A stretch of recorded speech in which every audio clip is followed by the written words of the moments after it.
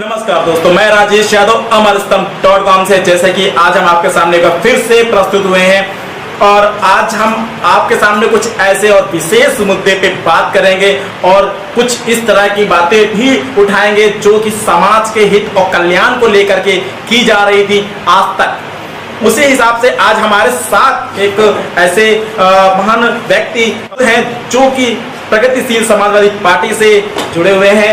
आइए जानकारी लेते हैं उनके बारे में, वो क्या कहना चाहते हैं लोगों के बारे में और उनकी समस्याओं के बारे में, क्या हो रहे हैं आज तक हमारे भारत की जो गतिविधियां हैं उनको लेकर के कुछ इस तरह की बातें उठाते हैं। जी, आप अपना परिचय दे दीजिए। मैं अशोक यादव हूँ, प्रगतिशील समाजवादी पार्टी का प्रदेश का महासचिव। जैसे कि देखा जाए यहाँ पर बहुत ही जोरों शोरों से ये जो सवाल उठ रहा है, कल जो ट्रेन से 14 लेबर जो कट गए, इस विषय में आप क्या कहना चाहते हैं? ये तो सरकार के प्रति जितनी भी सरकार की घोर लापरवाही है, जितना कहा जाए वो कम है। वो बेचारे मजदूर भुखमरी के कारण अपनी अपनी जगहों से अपने गृह जनपद के लिए पलायन करते हैं। जब ये कोरोना हिंदुस्तान में आया तो सरकार को या तो तभी चाहिए था, लॉकडाउन शुरू करने से पहले 2 दिन का 3 दिन का अल्टीमेटम देना चाहिए था कि जो जहाँ पर फंसा हुआ है वो अपने अपने घर पहुँच जाता। जहाँ तक मजदूरों की बात है, पूरे देश में 40% ऐसे लोग हैं जो दिन सुबह जाते हैं, मजदूरी करते हैं और शाम को अपने परिवार का पालन करते हैं। वो रोज कमाते हैं और रोज खाते हैं। पहले तो ये सारे देश की जो प्रदेश की सरकारें थी उनकी नैतिक जिम्मेदारी थी कि उनके प्रदेश में जो भी बाहर के मजदूर रुके हुए थे उनकी रहने के और खाने की व्यवस्था करें। रह तो रही थे वो, उनके अगर खाने की व्यवस्था करती तो मजदूर पलायन करने के लिए मजबूर नहीं होते। दूसरी तरफ केंद्र सरकार पलायन की जब अपने अपने घरों पर पहुंचाने की अगर बात करें तो छात्रों के लिए व्यवस्था कर दी। जो छात्र बाहर फंसे हुए हैं, चाहे वो विदेश में हो कहीं भी हो, विदेश से तो लाने के लिए हवाई जहाज से लाया जा रहा है। और इन गरीबों मजदूरों को जो प्रदेश के अंदर है, कोई महाराष्ट्र में है, कोई दिल्ली में फंसा हुआ है, कोई पंजाब में फंसा हुआ है, कोई कहीं पर है, उसको अपने अपने घर के तो देश के भारत में थे और भारत में ही अंदर जाना था। तो पहले तो ये था कि वो गरीब मजदूर थे जिनके पास काम नहीं था, काम छिन गया था, रोटी नहीं थी, भुखमरी के कगार पर आ गए तो और उन्होंने पैदल चल दिया अपने घर के लिए 1200 किलोमीटर पैदल चलकर वो अपने अपने घरों पर जा रहे थे। ऐसे मजदूरों को वहां यथास्थान पहुंचाने के लिए सरकार को फ्री भेजने की व्यवस्था करनी चाहिए थी, जो सरकार ने नहीं की है। जहां जहां मजदूरों को अगर भेजा भी जा रहा है और 50 दिन बाद, इससे पहले सरकार सो रही थी, उनके पास काम नहीं था, वो भूखों मर रहे थे। जो घटना हुई है जहां 14 मजदूर लेबर ट्रेन से कट के मर गए हैं, उनके जो झोले में जो रोटियां निकली हैं देख के आंसू आ गए लोगों के। सूखी रोटियां जिसके लिए पूरा देश, जब सब लोग खाने कमाने के लिए तो लगे हुए हैं, तो बेचारों के सूखी रोटियां थी, उनसे वो अपना पेट पाल कर और किसी तरह से अपने घर के लिए पलायन करके जा रहे थे, पैदल जा रहे थे। सैकड़ों किलोमीटर पैदल चले, थक गए थे बहुत ज्यादा, तो वो पटरी जो रेलवे लाइन की पटरी थी उसके किनारे लेट के सो गए थे। रात को मालगाड़ी आती है और वो चारों ट्रेन से कट जाते हैं। सरकार अगर जागरूक होती और उनको प्रॉपर व्यवस्था दे दी गई होती तो ये जनहानि नहीं होती। पहले तो मैं वो जो मजदूर मरे हैं उनके लिए मैं शोक संवेदना व्यक्त करता हूँ, उनके परिवारों की शोक संवेदना व्यक्त करता हूँ कि ये बहुत ही घिनौना काम हुआ है। और सरकार से चाहता हूँ कि ऐसे मजदूरों को जो अभी भी तमाम हजारों की संख्या में मजदूर पैदल जा रहे हैं, उनके पास साधन नहीं है, सरकार साधन नहीं दे रही है, सरकार उनको साधन मुहैया कराए और जल्दी से जल्दी उनको उनके घरों तक पहुंचाने का काम करें। जैसे कि अभी बहुत हाल ही में फैसला भी सुनाया गया लेबर एक्ट को लेकर के, इस विषय में आपका क्या कहना है? देखिए, अगर लेबर एक्ट खत्म कर दिया, मैं तो प्रदेश के मुख्यमंत्री जी से कहना चाहता हूं कि जब आपने 3 साल के लिए लेबर एक्ट खत्म कर दिया तो श्रम विभाग की जरूरत क्या है? श्रम विभाग को भी किसी दूसरे विभाग में मर्ज कर देना चाहिए। जब लेबर एक्ट था और लेबरों के साथ अन्याय हो रहा था, कोई अगर लेबर मर जा रहा था या एक्सीडेंट हो जा रहा था तो उस एक्ट के तहत उसको कहीं ना कहीं राहत मिल जा रही थी। वो अपनी गुहार लगाने के लिए कोर्ट के माध्यम से उस एक्ट का सहारा लेकर उसको कहीं ना कहीं उसका सहारा मिल जा रहा था। अब उस एक्ट को 3 साल के लिए खत्म करने के लिए ये तो सरासर कुछ परसेंटेज जो लोग हैं देश के अमीर लोग, जो धनपशु हैं, जिनको कॉर्पोरेट कंपनियां कहते हैं, उनको सीधा सीधा उनको लाभ देने के लिए कि वो मजदूरों से काम भी ले और मजदूरों को उत्पीड़ित भी करें। अब नौकरियां खत्म हो जाएंगी। जो मजदूरों को नौकरियां संविदा के तहत और जो रखने की बात हो रही, अब जब एक्ट नहीं तो कोई किसी की सुनने वाला नहीं होगा, मनमर्जी होगी, जो मनाएगा वो करेगा। सुबह बुलाएंगे, लेबर से काम कराएंगे, शाम को लात मारेंगे और उसको भगा देंगे, पैसे नहीं देंगे। चाइल्ड एक्ट, जो बच्चे, जो छोटे छोटे बच्चे छोटे रोडों पे और जगह जगह मजदूरी करने लगे थे, जो चाइल्ड एक्ट आने के बाद उस पर रोक लगी थी और वो मजदूरों के बच्चे चूंकि मजदूरी नहीं हो रही थी एक्ट के कारण, लोग डरे हुए थे कि अगर हम बच्चे से मजदूरी कराएंगे तो मेरे खिलाफ ये मुकदमा लिखा जाएगा और मुझे इससे लिए दंडित होना पड़ेगा। तो जब मजदूरों उनको बच्चों को मजदूरी नहीं मिली तो लेबरों के जो बच्चे थे, गरीबों के जो बच्चे थे, वो उन्होंने कहीं ना कहीं अपने को पढ़ाई की तरफ कहीं ना कहीं मोड़ दिया और जागरूक हुए। अब उसको खत्म हो जाएगा। अब वो बच्चे भी जो मत जाएगा उससे काम कराएगा और 2 महीना 4 महीना 1 साल काम कराएगा और भगा देगा, क्योंकि कोई एक्ट नहीं है। जब ये एक्ट खत्म कर दिया तो ये तमाम श्रम बोर्ड बने हुए हैं, चाहे वो संनिर्माण बोर्ड हो, श्रम संविदा बोर्ड बना रखा है आपने। क्या मतलब है श्रम संविदा बोर्ड का? उसको भी खत्म कर देना चाहिए, सरकार की बनती है, और इस बात को भी खत्म कर देना चाहिए। अब तो गरीब है, गरीब को बुरी तरह से सताया जाएगा, उत्पीड़ित किया जाएगा। इस एक्ट को खत्म करने से ये दुष्प्रभाव पड़ेगा, उसकी कोई सुनने वाला नहीं। जैसे कि माना जाए, अभी से अगर मैं बात करूँ जनवरी की, और इस तरह से अगर देखा जाए चीन में वुहान शहर की मैं बात करता हूँ, वहाँ पे भी नवंबर दिसंबर से कोरोना के जो मरीज थे वो आने लगे थे, दिखने लगे थे। लोगों को सोशल मीडिया में कहना कैसे वायरल हो रहा था, लेकिन हमारे भारत तक ये खबर नहीं आई। 30 जनवरी को हमारे भारत में पहला कोरोना पॉजिटिव की जो केस की पुष्टि हुई थी, इसकी जानकारी लगभग हर जगह हो चुकी थी, सरकार के कान में भी थी। लेकिन क्या मुझे अब ये बताएंगे कि जो 24 तारीख को डोनाल्ड ट्रंप जी, जो अमेरिका के राष्ट्रपति हैं, वो हमारे भारत आए, उनका सम्मान किया गया 24 फरवरी को, तो उसके पहले पुष्टि होने के बाद 30 जनवरी के बाद इन्होंने सरकार ने लॉकडाउन क्यों नहीं लगाया? इस बारे में क्या कहना चाहते हैं? देखिए, जहाँ जो सच्चाई की बात है, आज हमारे देश को वैमनस्यता में बांट दिया है। यहाँ भी कोरोना वायरस में भी राजनीति से पीछे नहीं हुआ है, इसमें भी राजनीति हो रही है, इसमें भी हिंदू और मुसलमान की बात हो रही है। अगर सच मायने में पूछा जाए तो कोरोना वायरस जनवरी में आ चुका था।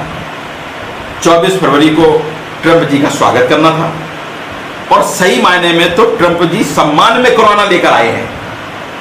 इस पर कोई डिबेट में बात नहीं कर रहा है, कोई विपक्षी की बात नहीं कर रहा है, मीडिया भी हमारी नहीं बोलना चाह रही है इस पर। जब ट्रंप आए, और ट्रंप जहां जहां गए, दिल्ली आए, सबसे ज्यादा कोरोना के पेशेंट कहां मिले? दिल्ली में। वहां से ट्रंप जी को स्वागत कराया गया अहमदाबाद में, जहां लाखों हजार लोगों को इकट्ठा किया गया ट्रंप जी के स्वागत के लिए। देश को बर्बाद होने से बचाने की कोई चिंता नहीं थी, संक्रमण को रोकने की कोई चिंता नहीं थी।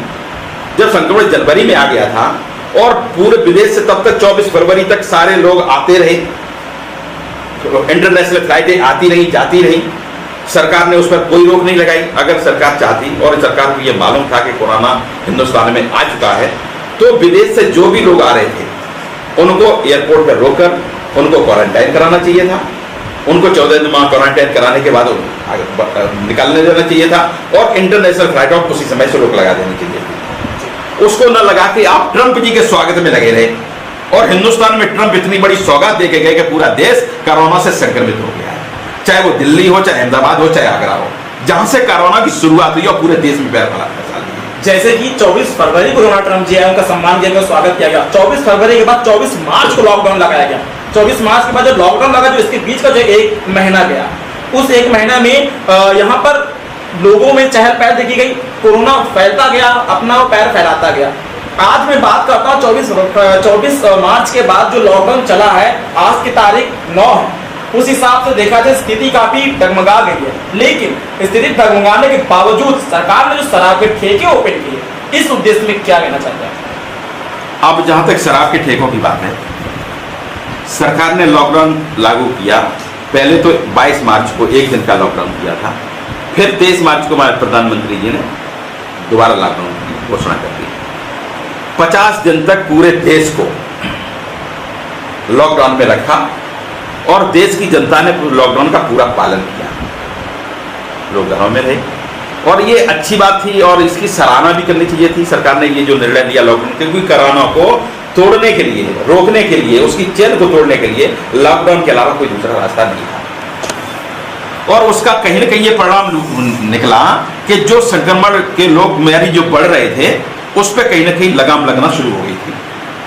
और हिंदुस्तान ही नहीं, हिंदुस्तान की प्रशंसा दूसरे देशों में होने लगी थी कि हिंदुस्तान में दूसरे देशों की अपेक्षा कम संक्रमण के लोग, कोरोना संक्रमण के मरीज कम है। लेकिन उसका 50 दिन के जो लॉकडाउन था उस करे धरे पर सरकार ने सब पानी फेर दिया और सबसे पहले पूरे देश में शराब की दुकानों को खोल दिया। सबसे पहले तो मैं प्रधानमंत्री जी से ये पूछना चाहता हूं कि यही प्रधानमंत्री जी जब गुजरात के मुख्यमंत्री थे और गुजरात में बराबर शराबबंदी है, तो वहां शराबबंदी थी तो क्या सरकार, गुजरात की सरकार के पास राजस्व की कमी रही? अगर ये माने कि सरकार ने ठेके इसलिए खोल दिए कि उसको राजस्व की आवश्यकता थी, तो गुजरात में राजस्व कहां से आ रहा है? 20 साल से वहां पर शराब बंद है। माननीय मुख्यमंत्री, प्रधानमंत्री जी जब मुख्यमंत्री थे तब भी शराब बंद थी। तो प्रधानमंत्री जी को तो ये चाहिए था कि जब वो देश के प्रधानमंत्री बने तो गुजरात की तर्ज पर पूरे देश से शराब को बंद कर देना चाहिए था। इससे बहुत अच्छा जन जागरण पैदा होता, लोगों के अंदर नई चेतना पैदा होती, नई जो जनरेशन आ रही थी हमारी वो सही रास्ते पर जाती। आज शराब के नशे में घर घर झगड़े हो रहे हैं। 50 दिन तक बहुत शांति थी, कोई झगड़ा नहीं हो रहा था, कोई एक्सीडेंट नहीं हो रहा था। बहुत ज़्यादा आप लोगों ने देखा होगा कि जो लोग मर जा रहे थे कई एक्सीडेंट से या किसी बीमारी से, वो भी उस पर भी लगाम लगी थी। कोई लीवर की, चूंकि शराब पिएंगे तो लीवर खराब हो जाएगा, ऐसी घटनाएं बहुत हो रही थी, उस पर रोक लगी थी और जो मरने वालों की संख्या बहुत कम हो गई थी। हम लोग जाते हैं, किसी के अंत्येष्टि में जाते हैं तो घाटों पे देखा करते थे लॉकडाउन शुरू होने से पहले, यहीं कानपुर में ये 300-400 लोग रोज मरते थे और घाटों पर अंत्येष्टि करने में जाते थे, उसमें भी रोक लगी थी। आपने शराब चालू कर उस काम को जो 50 दिन आपने लॉकडाउन लगाया था उसको आपने तोड़ने का काम कर दिया। मैं कह रहा हूं कि शराब की बिक्री से और वहां अगर संक्रमण नहीं बढ़ सकता है तो जो आम आदमी, जो व्यापारी, जो घर पे बैठा हुआ है, जो रोजी रोटी के लिए परेशान है, दुकान नहीं खोल पा रहा है, उद्योग धंधे खत्म हो गए, फैक्ट्री नहीं चला पा रहा है, उस पर रोक खत्म नहीं करना चाहिए था, जिससे सरकार को टैक्स भी मिलता और जो आम जनता थी उसकी समस्याओं का समाधान भी होता। एक तरफ आप शराब ठेका खोलकर दिखाना चाह रहे हैं कि वहां लॉकडाउन कायम रहेगा, वहां सोशल डिस्टेंसिंग बनी रहेगी और दुकान खुल जाएगी तो सोशल डिस्टेंसिंग खुल जाएगी, खत्म हो जाएगी। मंदिर खुल जाएंगे तो सोशल डिस्टेंसिंग खत्म हो जाएगी। आप कह रहे हैं मंदिर में भीड़ उमड़ जाएगी। शराब के ठेकों पर एक ठेके पर हजारों लोगों की भीड़ थी, आप लोगों ने देखा होगा। तो सरकार का जो ये निर्णय हुआ शराब को ठेका खोलने का, बहुत ही घोर निंदनीय है। सरकार को तुरंत पहले तो ठेका बंद करना चाहिए और पूरे देश में शराबबंदी करना चाहिए और इसके लिए दूसरे स्रोत पैदा करना चाहिए। सरकार के पास बहुत स्रोत होते हैं, राजस्व लाने, सरकार के पास राजस्व के लिए बहुत स्रोत होते हैं, चाहे वो प्रॉपर्टी का हो, रियल एस्टेट का काम हो जो आज पूरे देश में बंद पड़ा हुआ है, आप उसको शुरू कर देते, रजिस्ट्रियां होने लगती, तमाम मार्केट बंद है, तमाम दुकानें बंद हैं, वहां से बिक्री शुरू होती, लोग अपनी अपनी आवश्यकता के लिए, सामान के लिए बिक्री खरीद करना शुरू करते, उससे उद्योग धंधे शुरू हो जाते, तमाम टैक्स के रूप में पैसा सरकार के पास पहुंच जाता जो उस राजस्व की पूर्ति करता। शराब बेचकर आप सरकार की पूर्ति करना चाहते हैं, ये सरकार का निंदनीय है। अच्छा, एक सवाल जो है हमारा जो बनता है जनता के हित के लिए और प्रशासन से या फिर सरकार से उनके लिए, सरकार से आप क्या कहना चाहते हैं जनता के लिए, वो किस तरह के भाव प्रकट करें और क्या चाहते हैं, क्या होना चाहिए? देखिए, सरकार को चाहिए, सरकार पूरे देश में प्रधानमंत्री सरकार देश की जनता का प्रतिनिधित्व करते हैं और सरकार की ये नैतिक जिम्मेदारी है कि हमारी देश की जनता, चाहे कोई महामारी हो, चाहे कोई भी ऐसी घटना हो, दैवीय आपदा हो, उसमें सरकार उसको चढ़कर उसको आगे हिस्सा लेती है और उसके पालन की पूरी व्यवस्था करती है, उसके खाने की व्यवस्था सरकारों की होती है। और जैसे और देशों में देखा भी जा रहा है, हमारे देश में कोरोना वायरस आया, जब वायरस आने के बाद हमारे देश के तमाम लोगों ने तमाम पूंजीपतियों ने, तमाम कॉर्पोरेट कंपनियों ने सरकार को अरबों रुपया दिया है कोरोना की रोकथाम के लिए। और यहाँ इतना ही नहीं, हमारी प्रदेश के जनप्रतिनिधि, चाहे वो एमएलए हो, चाहे वो एमपी हो, एमएलए ने अपनी विधायक निधि के रूप में, एमपी ने अपनी सांसद निधि और अपने वेतन के रूप में पैसा सरकार को दिया है। लेकिन सरकार ने उस पैसे का उन लोगों के लिए जो संक्रमित हैं, जैसे मजदूरों का मामला है, मैं उत्तर प्रदेश की केवल बात करूं, उत्तर प्रदेश में 54.5 लाख मजदूर हैं जो पंजीकृत मजदूर हैं। मैं उन मजदूरों की बात नहीं कर रहा हूं जो घुमंतू मजदूर हैं, जिनका कोई ठिकाना नहीं है। तो जब उनका ठिकाना नहीं तो उनके पास अकाउंट नहीं है, उनका आधार कार्ड भी नहीं है। सरकार कह रही है कि जिनका आधार कार्ड है, अकाउंट नंबर है, उनको हम 1000 रुपये देंगे। मैंने यहाँ बात की, कुछ अधिकारियों से भी बात की कि जब आप उनका फार्म भरेंगे, जो घुमंतू मजदूर हैं, जो पंजीकृत नहीं है, उनको आप कैसे सहायता देंगे? तो कह रहे हैं साहब उनका फार्म भरा जा रहा है और उनसे डिटेल लिया जा रहा है, उसके पास उनके अकाउंट में 1,000 रुपया हम भेजेंगे। अब वो पैसा जब पहले फार्म भरा जाएगा, फिर उसकी स्क्रीनिंग होगी, नगर निगम या नगर पंचायतें या जो रूरल क्षेत्र में है, 5 जिला पंचायतें, उसका स्क्रीनिंग करेंगे फार्म की। और स्क्रीनिंग करने के बाद फिर उसके लिए बजट की मांग की जाएगी सरकार से। फिर सरकार बजट देगी। तब तक तो वो जो मजदूर है जो आज भूखमरी से मर रहा है, 2 महीने बाद आप उसके पैसे की बात करेंगे, 1,000 रुपया देने की बात करेंगे, तब तक वो मजदूर भूखमरी के कारण खुद ही मर जाएगा। और ये जो कोरोना महामारी है, ये तो एक तरफ हो जाएगी, दूसरी देश में भूखमरी की महामारी आ जाएगी। जहां तक पंजीकृत मजदूरों की बात करें तो 54 लाख पंजीकृत मजदूर है केवल उत्तर प्रदेश में। सरकार कह रही है कि मेरे पास 19.5 लाख पंजीकृत मजदूर हैं। 19.5 लाख वो पंजीकृत मजदूर हैं जिनका रजिस्ट्रेशन अपडेट है। लगभग 34.5 लाख या 34-35 लाख जो मजदूर हैं, उनका संनिर्माण बोर्ड के पास में पंजीकरण तो है, पंजीकरण है। सरकार कह रही है कि इनका रिन्यूअल नहीं है। आज देश में महामारी आएगी, आदमी खाने के लिए मोहताज है, भूखमरी से मरने की कगार पर खड़ा हुआ है। मजदूरों का पूरा डाटा आपके पास, आज ये देखने का सवाल नहीं है कि उनका रिन्यूअल है कि नहीं है। और क्या कहें हमारे जनप्रतिनिधियों को, हमारे नेताओं को, वो जनता के बीच में जाना नहीं चाहते, उनके दुख दर्द में, उनके दुख दर्द को बांटना नहीं चाहते। मैं तो ऐसे नेता से जुड़ा हूं, हमारे प्रगतिशील समाजवादी पार्टी के राष्ट्रीय अध्यक्ष माननीय शिवपाल सिंह यादव, जो जमीनी हकीकत को जानते हैं। और उन्होंने समय समय पर इसकी मांग रखी, मजदूरों की इस इशू पे भी उन्होंने इसको उठाया।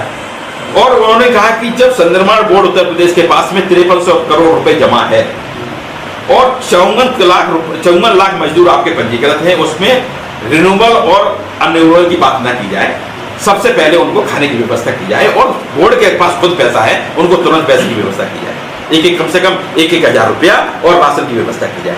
तब सरकार ने अब तक कुल 13 लाख मजदूरों को 1,000 रुपया दिया और राशन दिया है। बाकी मजदूरों को अभी तक सरकार ने कुछ नहीं, जबकि पैसा भी है। तो सरकार को इस पर विचार करना चाहिए। जनता कहाँ मर रही है, गरीब कहाँ मर रहा है। मैं इस चैनल पर नाम नहीं लेना चाह रहा हूँ। अभी 2 दिन पहले भारतीय जनता पार्टी के बहुत बड़े नेता महाराष्ट्र के, उनका फोन आया और उनका कहना है कि ये मजदूर, चलो मजदूर है, मजदूरी करना है, काम नहीं मिल रहा है, भुखमरी आ गया है, उसके लिए व्यवस्था स्वयंसेवी संस्थाएं भी लग जाएंगी, वो दूसरे से मांग के भी खा लेंगे, अपना पेट यापन करेंगे, किस तरह से करेंगे। लेकिन मिडिल क्लास के लिए आज तक सरकार ने कोई काम नहीं किया।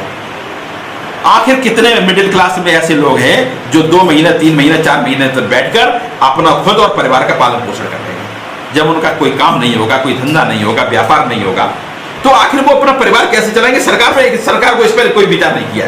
इस पर भी विचार करना चाहिए था। नहीं, वो कह रहे थे कि मेरे जैसा आदमी, अपने लिए कह रहे थे, बहुत बड़े नेता हैं, वो कह रहे थे मेरे जैसा आदमी भी अगर 1 महीना और ये लॉकडाउन आगे बढ़ गया तो मेरी भी स्थिति वही स्थिति हो जाएगी जो मजदूरों की स्थिति होने जा रही है। इस पर भी सरकार को सोचना है। सरकार इस पर कोई ध्यान नहीं दे रही है। मतलब धरातल पर सरकार का अब तक कोई काम नहीं है, जबकि इतना पैसा सरकार के पास लोगों ने दिया है। कर्मचारियों ने अपने वेतन कटवा दिया, वेतन काट लिया, डीए पैसा ले लिया गया है। उसके बाद भी आप उन 40%, 30%, 40% जो मजदूर हैं, जो डेली मजदूर हैं, डेली कमाने खाने वाले हैं, कम से कम उनकी खाने की व्यवस्था करते, उनको उनके घर तक पहुंचाने की व्यवस्था करते। ये सरकार का काम था, जो सरकार ने नहीं किया, इसको करना चाहिए। जैसे कि आपने देखा कि हमारे साथ प्रगतिशील समाजवादी पार्टी के जो नेता हैं, महासचिव हैं, प्रदेश महासचिव हैं अशोक यादव जी हमारे साथ मौजूद थे। उन्होंने काफी सारी बातें कही जो लेबर को लेकर के था, शराबबंदी को लेकर के था और कोरोना पॉजिटिव और के जो केसेस बढ़ते जा रहे इन सब चीजों को लेकर के था।